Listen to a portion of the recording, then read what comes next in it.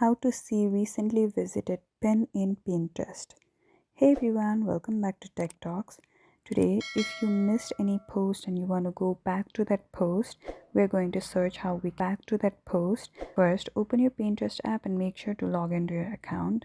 Now here, first, we're scrolling a bit on Pinterest. I really like this post, but I did not save it or did anything.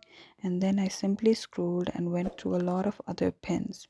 After a few minutes, I wanted to go back to the post again, but I had already been through a lot of pins, so now it will not be possible to go back and find it.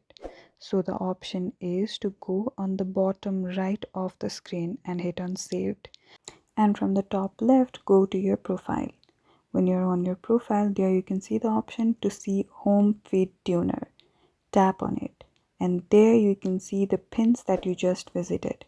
You can scroll and find all the pins that you had just visited. And that's it. That is how you do it. If you like this video, don't forget to give this video a big thumbs up and subscribe to our channel for more similar tech content.